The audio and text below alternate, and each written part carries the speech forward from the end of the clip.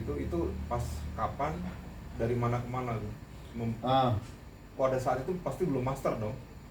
Oh enggak, sebenarnya Atau ada pengalaman yang paling mengerikan itu pasti selalu di tangan master. Oh ya, oke, yang pas master nih Ya. gimana?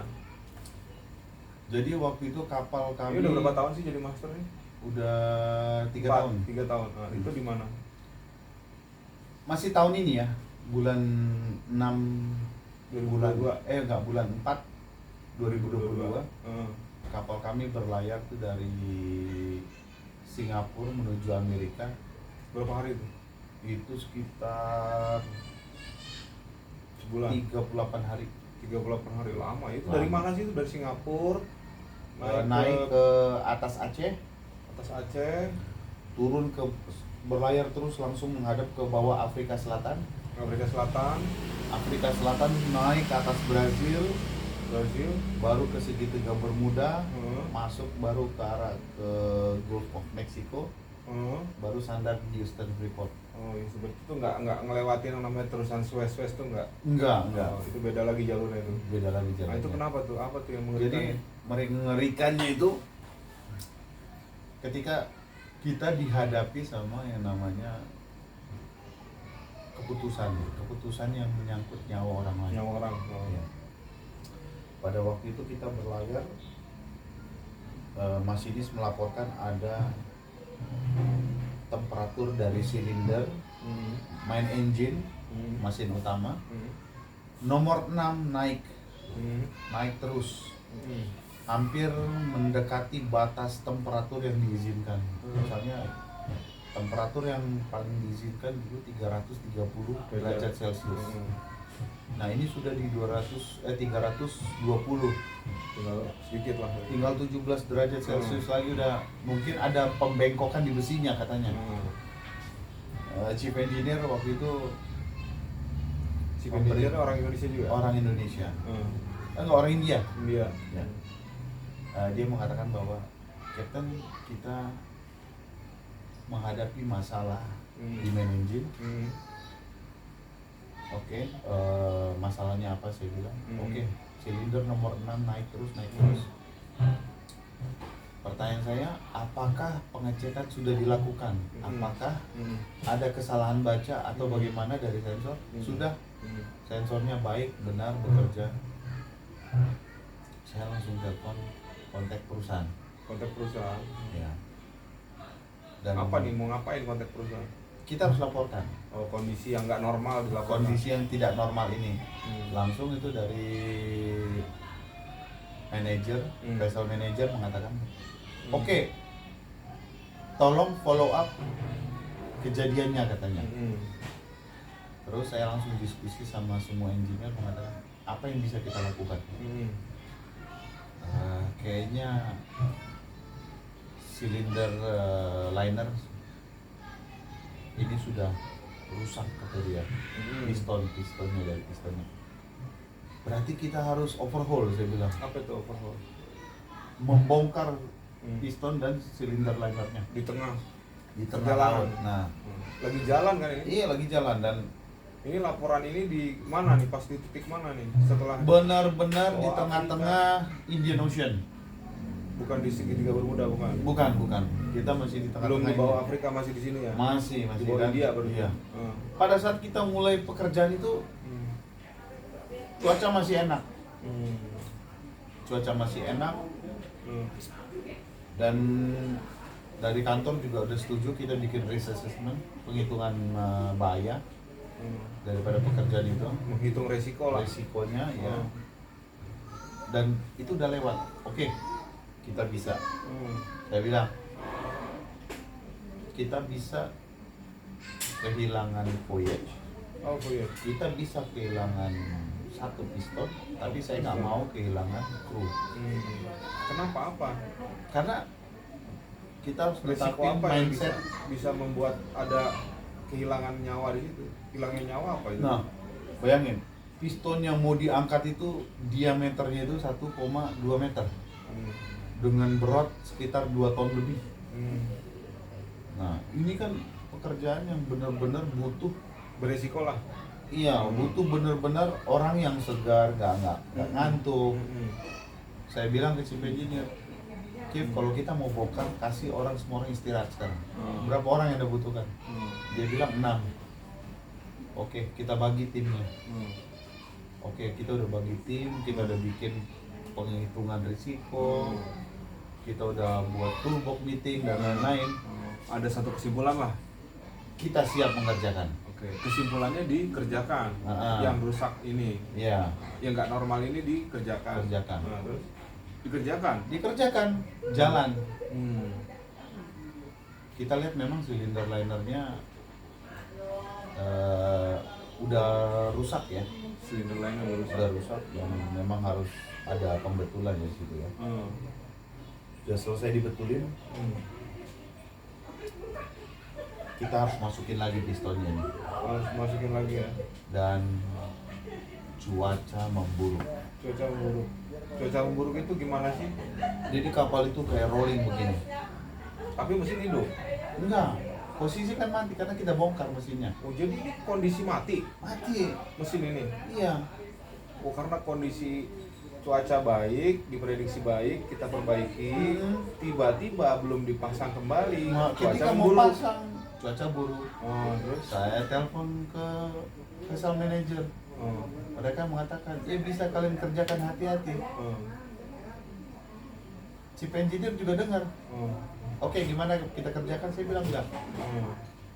Berhenti, saya bilang. Oke.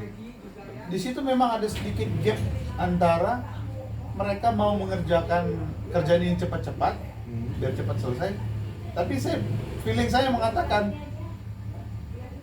bisa-bisa tangan kalian satu putus. Kalau itu dia mendentum begini, kecelakaan pasti ada, saya bilang. Oke. Itu udah kayak bikin ada dua versi jadinya. Saya menolak. Dari engine room mengatakan, oh kita kerjain biasa kok, kita kerjain masukin itu. Tapi saya panggil chief engineer. Chief, kalau kenapa-napa, Chief, siapa yang bisa nolongin kita di tengah samudera ini? Ada pesawat bisa sampai 1 hari ke sini, helikopter tidak ada. Kehabisan bahan bakar di tengah-tengah, Chief. Baru dia berpikir, iya ya. Akhirnya jadi tidak dipasang, kondisi cuaca memang memburuk, kapal Rolling, rolling. Jadi kita menunggu rolling ini selesai Membaik. baru dipasang. Baru Nah, dipasang. itu berapa jam itu kondisi itu? 1,5 hari. 1,5 hari. 1,5 hari. Jadi itu kapal bergerak itu Itu drifting drifting ke segala arah. Drifting itu dia cuma kayak mengambang di atas air. Oh. Bergerak sesuai dengan kemauan air. Oh. Arah arus. Nggak Iya. mungkin dong kita pasang jangkar orang ratusan meter kan pasti. Itu kedalaman 5.000 meter. 5.000 udah nggak mungkin ya. Nah, Jadi di itu 1,5 hari tapi kita tetap kontrol posisi kita kan? Iya, masih tetap kontrol karena kan ada Navigasi kan? navigasi ada. Oh, kita bergerak sekian. Itu di record, ada kan ada namanya electronic chart display information system, itu benar-benar merekam pergerakan kapal. Itu dari titik pertama mati mesin sampai mesin hidup engine kembali itu berapa kilo larinya dari jalur yang harusnya dilalui? Kalau di nautical mile itu sekitar 180 Kilo? nautical mile. Berarti Untuk ke kilo 2 kali lipat 360 km. jadi 360 kilo keluar dari jalur yang harus dilalui. Iya. Berarti Nah. luar biasa ya. Tapi ya Apa biasa seperti ini kejadian di kapal? enggak, sebenarnya enggak gini. Enggak ya? Andaikan orang-orang sebelumnya memang benar-benar melakukan Oke lah, itu kita nggak bahas lah. perawatan, ya. Kita nggak bahas lah. Nah. Tapi intinya itu pengalaman yang mengerikan setelah 1,5 hari terombang ambing, lari dari jalur yang seharusnya 300 sekian kilometer itulah yang menjadi pengalaman yang mengerikan. Itu belum, sebenarnya belum. Yang mengerikan itu beberapa kru engine dengan nekatnya mau mengerjakan pekerjaan itu. Karena mereka nggak sabar. Nggak sabar, tapi saya turun ke bawah. Karena menurut mereka udahlah kita kerjain aja. Iya. Saya turun ke bawah, itu ada yang ngasih tahu saya pakai telepon. Cap, Sebenarnya mereka mau mulai mempersiapkan mau mulai. Saya turun ke bawah sama chief engineer. Kita kaget. Kok lengkap nih orang-orang di engine room? Padahal keputusannya tunggu dulu sampai kondisi cuaca membaik baru dipasang. Iya. Okay. Di situ saya panggil semua ke atas. Saya panggil semua ke atas. Kanjungan ya, kanjungan. Saya minta nomor telepon orang terdekat mereka, ada yang punya istri, ada yang punya orang tua, yang masih sempat belum punya istri, punya orang tua. Saya bilang, saya telepon ibunya, kamu ngomong kamu mau nekat ngerjain dengan risiko kematian, kamu ngomong izin sama dia. Kalau semua kalian mereka mengatakan silakan kerjakan, saya kasih izin. Oke. Mereka telepon sampai ada juga yang telepon, saya bilang kamu berani mati, tapi kalau telepon sama keluarga kamu nggak berani, saya bilang. Itu Telepon egois. Iya. Akhirnya mereka ngerti. Tujuannya apa sih sebetulnya? Tujuan kalian kerja itu untuk keluarga. Iya. Kalau kalian mati, keluarga kalian dapat apa? Iya. Oke. Yang mengerikan buat saya itu adalah ketika mereka itu memboikot dan Iya. mau mengerjakan yang sangat bahaya. Sebetulnya kan bisa aja ya sebagai master, ya udahlah itu resiko-resiko mereka, silahkan kerjakan, kan bisa aja kan? Bisa aja kan, bahwa kemudian ada resiko kerja ya kita tinggal catat itu sebuah resiko kerja yang sudah dikasih informasi, sudah di edukasi bahwa akan seperti ini gitu kan. Iya. Tapi ini kan enggak kan? Tapi kan enggak. Habis itu untuk mencegah ini terjadi, aku minta mereka print semua foto keluarganya. Ambil di handphone. Print. Saya print, saya masukin kata-katanya. Saya laminating dan saya taruh, mereka tempel di samping pintu mereka. Jadi setiap mereka mau keluar, ada ngeliat keluarganya dan ada tulisan di situ. Saya naik atas kapal selamat dan saya akan pulang dengan selamat. Tunggu saya pulang. Ketika mereka mau keluar, mereka akan jadi ingat gitu. Iya. Oh iya, jangan nekat lah. Keluarga saya nunggu di rumah. Setiap safety meeting saya selalu bilang, kita minta kantor buat sediain WhatsApp, sampai sekarang belum. Akhirnya datang. WhatsApp apa maksudnya? Komunikasi tadi nggak ada, Bang. Oh nggak ada ya? Untuk selama 8 hari nggak ada. Akhirnya kita bisa komunikasi dengan WhatsApp chatting. Senang nggak kalian? Senang. Bisa bayangin nggak kalau keluarga kalian menangis, kalian pun nggak bisa pulang ke rumah. Iya. Akhirnya mereka memahami. Dikerjakan. Iya. Selesai. Sampai di Amerika dengan selamat. Dan setelah pengerjaan mesin itu, kecepatan kita tinggi ya. Standar itu kita dikasih sama pencharter itu 15 knot. Tapi kita bisa mencapai rata-rata 16,2. Untuk mengejar yang tadi kali ya? Iya. 1,5 hari tadi. Betul. 2 hari lah. Dan saya kasih tahu ke mereka, bayangin, kalian tahu nggak kemarin kita berhenti hampir 2 hari ya. Itu nggak ada penaltinya sama sekali. Bayangin kalau kita nekat. Iya. Baru mereka sadar. Kalaupun di penalti, ya nggak apa-apa, penaltinya nggak nyampe 400 juta. Tapi kalau kalian mati kenapa-napa lebih dari ini, nggak ada nilainya lah. Nggak ada nilainya. Keselamatan kerja itu. Nah, itu memang jadi pengalaman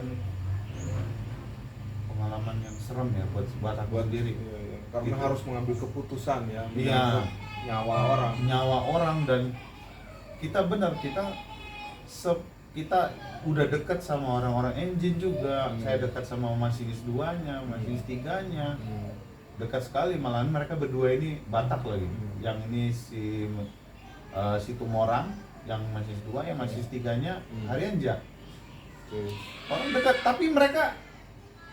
tapi kayak Tuhan ngasih tahu, hey, tugasmu nggak cuma di sini, coba lihat ke bawah katanya. Saya panggil satu orang buat mata-matain. Akhirnya ketahuan ya. Iya. Betul. Jadi memang dalam kita memimpin itu perlu yang namanya kebijaksanaan, kearifan itu ya. Jadi bukan hanya pengetahuan, bukan hanya pengetahuan teknis, tapi harus ada kebijaksanaan, kearifan, supaya kita bisa memutuskan segala sesuatu itu dengan baik, betul. bukan baik buat kita sendiri tapi buat yang kita pimpin dan buat Iya. semua ya. Oke, oke, good. Terus ini Dedi Cleo, ini kan sekarang kan lagi pulang ya, Iya. udah berapa istirahat lah. Iya. Sebetulnya apa sih suka dukanya jadi pelaut? Ya memang Sukanya dulu deh. sukanya itu pas Sukanya. pada saat kita dapat berita pulang dan benar-benar turun dari tangga kapal. Apa itu sukanya? Itu bahagia. Oke, Bahagia dan- karena mau ketemu keluarga. Iya. Dukanya ya kebalikannya. Ah, Pada saat kita meninggalkan. berangkat, iya. Oke. Tapi ini yang nggak bisa dikurangi dan maksudnya nggak bisa di skip. Apa tuh? Sampai sekarang saya berangkat itu selalu nangis. Ya, nggak apa-apa, itu manusiawi. Iya. Manusiawi. Manusiawi. Yang susah itu kalau nggak bisa nangis. Iya. Makanya kata maminya Cleo bilang istri saya, ayo kita antar bandara lah, kita ikut ke bandara. Saya bilang, Jangan, nanti malah makin Kau- berat ya. akan lihat aku nangis kayak anak kecil nanti di Iya, bandara. iya. Mendingan saya nangis di dalam taksi aja. Iya. Dan itu Iya. rata-rata ya tukang taksi juga Kenapa? Pak kata gitu. Tapi ya Iya, iya, iya. Iya, iya. ya itulah. Ya, terus gini, menurut Dedi Cleo ya, sebetulnya apa sih problem utama kemaritiman di Indonesia ini apa sih sebenarnya? Kenapa sih Indonesia kan negara maritim? Ya. Kenapa kok kita tuh seperti nggak menguasai wilayah perairan di Indonesia ini gitu? Kenapa saya bilang gitu? Kan harusnya dengan laut kita malah lebih mudah mendeliver barang, jasa gitu kan? Karena dengan laut yang sudah tersedia kan kita tinggal memindahkan satu barang ke atas kapal, kemudian kita pindahkan ke satu titik, kita turunkan, kan sebenarnya sesederhana itu kan. Nggak perlu harus membangun jalan, nggak perlu harus menerobos gunung gitu. Itu kenapa sih? Apa sih kendalanya? Kendalanya adalah ketika kembali ke Peraturan pemerintah. peraturan yang dibangun oleh pemerintah dan juga yang dijalankan oleh otorita yang ada di tempat-tempat pelabuhan dan lain-lain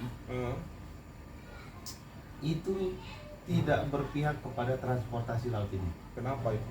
Oke, contohnya tol laut. Tol laut, Mereka ngebangun kapal yang kecil. kapal yang kecil. Ada kapal besar tapi sekarang kayaknya udah nggak terlalu ini ya, udah nggak terlalu jalan. Sebenarnya ongkos untuk Tol laut ini mengantarkan apa barang. sih? Tol laut ini apa sih yang ada? Kita kan nggak ngerti tol laut itu. Kita Tol laut itu ya kayak kapal mengebawa barang-barang pengiriman dari kota-kota besar dari Surabaya lah misalnya. dari Surabaya Terus? ke remote area. Remontari itu udah Iya, titik-titik ke arah yang- Kupang, ke arah Sumbawa, Oh. ke Pulau Komodo dan lain-lain itu pakai Itu tol kapal laut. yang gede banget, Enggak, sebenarnya nggak bergede banget. kapal yang besar, Yang biasa. gratis nggak sih konsep tol laut itu? Ini Bayar. dia bayar, tapi bayarnya ini Ah, dikarenakan barang yang dibawa nggak terlalu banyak, ah. akhirnya kosnya semakin tinggi. Kosnya semakin tinggi. Iya. Dan juga sebenarnya pengiriman pakai kapal itu murah. Iyalah jelas lah ya, lebih murah. Murah. pasti. Karena untuk sekian banyak barang, satu hari kapal itu misalnya disewakan sekitar berapa ya? Sekitar 100 juta contohnya ya. Itu udah bahan bakar, tapi dia mengebawa kontainernya banyak, itu akhirnya Jadi lebih murah kosnya jatuhnya. lebih murah. Iya. Nah, kenapa ini nggak terjadi juga? Karena presiden sebenarnya udah ngedukung ya. Banyak pihak-pihak yang nggak mau bekerja lebih untuk hal ini. Baik. Kan sebetulnya kan gampang ya kalau menurut aku nih, orang awam.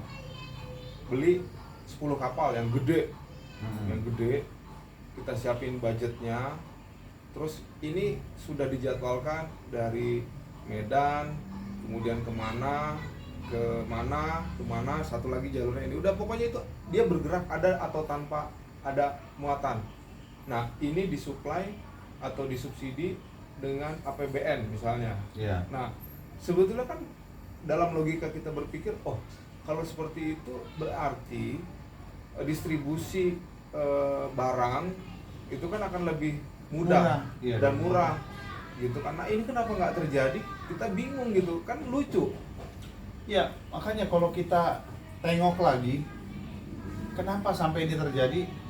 Pihak kan ada yang namanya istilahnya Pelni ya. Pelni ini udah bergerak menjadi tol laut juga. Tapi Pelni ini kan ruang untuk membawa muatannya nggak banyak. Akhirnya muatan yang bisa dia bawa nggak banyak juga. Terus kenapa juga kapal-kapal lain nggak bisa jadi tol laut? Karena sebenarnya ini yang udah dicanangkan oleh pemerintah. Undang-undang Cipta Karya ini akan meluruskan semua sistematik perizinan yang ada di pelabuhan. Emang ribet ya? Super ribet. Kalau sama di luar negeri gimana? Luar negeri nggak begini. Ribet itu memang regulasinya yang banyak, dokumen yang harus dipenuhi, atau ada pungli? Ya kalau itu kembali lagi dokumen banyak dibikin agar ada pungli, memang itu. Kita kembali lagi, memang Kita bukan mau nuduh ya? bukan menuduh, tapi memang dokumen banyak ini sejatinya nggak bisa dilakukan dalam waktu kapal yang datang dalam waktu 2 hari. Kapal datang dalam waktu 2 hari dan dilakukan pengecekan A, B, C, D, nggak bisa. Akhirnya memang ada pungli. Sesiap apapun kapal itu tetap nggak akan bisa dipenuhi. Apakah ada inspektor untuk mengecek? Contoh di Tanjung Priok, kapal keluar masuk mungkin sekitar ada 100 kapal satu hari. Apakah ada inspektor 100? Tidak. Inspektor itu apa? Yang meriksa? Iya. Nggak ada. Nggak ada. Tapi Jadi- memang clearance ini harus keluar dengan surat A, B, C, D dan lain-lain. Memang yang saya maksud di sini adalah semoga Cipta Karya untuk sistematik ke pelabuhan, perkapalan bisa menghabis tumpang tindih. Ini kan Cipta Karya yang dibilang Jokowi itu kan berawal dari sistem dari Jokowi mengunjungi Tanjung Priok. Ya, keren. Iya. Ya, sistem. Iya. Jangan sampai berbulan-bulan itu berminggu. Iya, berminggu-minggu. Belum ada izin dari Bea Cukai, belum ada izin dari dari Syah Bandar, belum ada izin dari karantina, belum ada izin dari Deperla. Akhirnya segala sesuatu yang ruwet ini mau Diselesaikan dibikin dengan simple. uang. Ya biasanya begitu. Selesai dengan uang. Nah, KUHP. tapi intinya tumpang tindih ini harus diselesaikan. Kalau tumpang tindih diselesaikan, ya mungkin dunia maritim kita mungkin akan lebih baik. Pastilah. Ya. Jadi itu isu yang paling krusial lah ya. Krusial. Yang paling krusial di kemaritiman di Indonesia itu adalah masalah perizinan dan kemauan lebih dari tiap-tiap orang-orang yang bekerja di situ. Oke. Iya. Jadi memang itu perlu adanya inovasi atau pembaharuan yang mungkin didukung dengan undang-undang baru, undang-undang Cipta Karya ini, didukung dengan goodwill dari pemerintah supaya bisa berkembang. Betul. Kemaritiman. Oke. Karena jangankan dari pihak pelabuhan aja, banyak juga orang yang bermain nakal, nggak ada ngelewatin pelabuhan dia. Jadi dia nggak lewat pelabuhan. Nggak lewat pelabuhan, dia ngirim apa berjalan aja begitu. Nah ini jadi Kok bisa ya begitu? Emang boleh ya? Apa ya? Seperti udah Tahu sama tahu. bukan tahu sama tahu, malahan mereka udah tahu ini celahnya begini. Akhirnya banyaknya juga yang nggak ngikutin prosedur. Itu emang kelemahan orang Indonesia ya, mengikuti prosedur. Kelemahan bukan ngikutin prosedur, nyari prosedur lain itu dia. Lebih parah lagi berarti. Lebih parah lagi ya. Orang kalau nggak mau ngikutin prosedur kan dia biasanya ada 1-2 step yang dia ikuti, tapi ada 1 step 2 step yang dia ikuti. Kalau ini dia Betul. semuanya nggak dia laluin. Iya. Dia buat prosedur sendiri. Iya. Dan sebenarnya istilahnya undang peraturan-peraturan di pelabuhan juga harus direview. Apa sih, kenapa sih kapal-kapal kapal-kapal ini masuk dan keluar, kayak dulu kan ada tuh ya kapal tenggelam, tabrakan dan lain-lain. Ditanya kenapa kapal itu bisa berlayar, kenapa itu kapal itu bisa keluar, Kalau kondisinya nggak safe. iya, Nggak. tapi memang petugasnya memang kurang, Petugasnya kurang. waktu untuk petugasnya kurang. Nah di luar negeri, kalau luar negeri seperti apa? Mereka udah kayak sistem online, Online. Kenapa Iya. nggak bisa dibikin di Indonesia dulu? karena Kan kita tinggal ke di Inggris Liverpool itu kan punya Punya dermaga pelabuhan. besar kan? ya Kan kita tinggal kirim orang, kirim sarjana DPR ke sana belajar, kita adopsi, kita bawa orang ahli-ahli sana ke sini, kita review, kita apa segala macam, kita jalankan sendiri, nggak bisa ya? tapi kan akan ada yang namanya ini pertambahan petugas, belum tentu disetujui. Itu juga kan jadi kembali jadi permasalahan kan. Kayak saya bilang tadi, untuk ke petugas ke pelabuhanan sebelum kapal berlayar kan pasti ngasih clearance. Atau memang nggak punya good will, maunya seperti ini aja udah, karena udah nyaman kan? Itu Kalau akan- tanda kutip. Ya itu kan lari ke Ujung-ujungnya lebih, uang. lebih tinggi lagi ya. Jadi memang kan banyak juga contoh, misalnya nih di dunia hukum. Nah, di dunia hukum mau dirubah sistemnya itu e-court.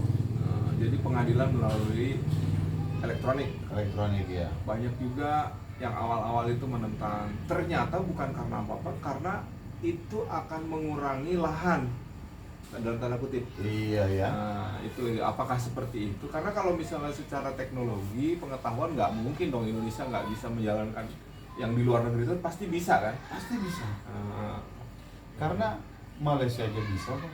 oh Malaysia udah ya kayak di luar negeri? Udah. Berarti lebih maju daripada Indonesia. Jauh lebih maju. Padahal mereka bukan negara maritim.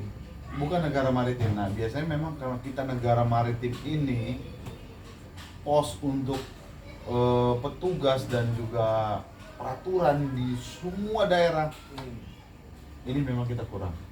Karena beda loh kalau menurut saya, jomplang antara jalur transportasi udara dengan jalur transportasi laut itu perkembangannya jomplang. Iya. Kalau Nah, ini nih jomplangnya ini, perusahaan-perusahaan juga banyak yang tidak menerapkan sistem-sistem baru. Ini dia, perusahaan-perusahaan pelayaran. Ada perusahaan pelayaran yang sudah mengikuti sistem namanya Ship Inspection Report. Jadi mereka tuh update tentang perawatan alat-alat keselamatan, itu kan yang utama. Tapi banyak yang kayak gini loh, pelautnya juga memang, aku sebut pelaut ini slow you by you. apa tuh? Memang nyantai, hidup mereka maunya nyantai. Aku pernah naik satu kapal dan saya tanya sama masinisnya, kamu bisa turunin lifeboat ini? Dan dia cengengesan. Nah, Padahal harusnya udah nggak perlu ditanya kan itu, harusnya udah bisa dong. abis itu ya seharusnya harus bisa. Harusnya bisa. Saya panggil semua kru safety meeting, saya bilang, Koki bisa turunin lifeboat. Langsung Koki kan orang Madura, mereka asal jeplak aja ya. Ya. Nggak usah lah gitu, mendingan saya betulin ke dapur aja, nyusun ini. Saya bilang, Standarnya nggak seperti itu sebetulnya. saya bilang 2 minggu lagi harus sudah bisa ya. Terdiam semuanya di situ. Tapi kan gini dari Cleo, pada saat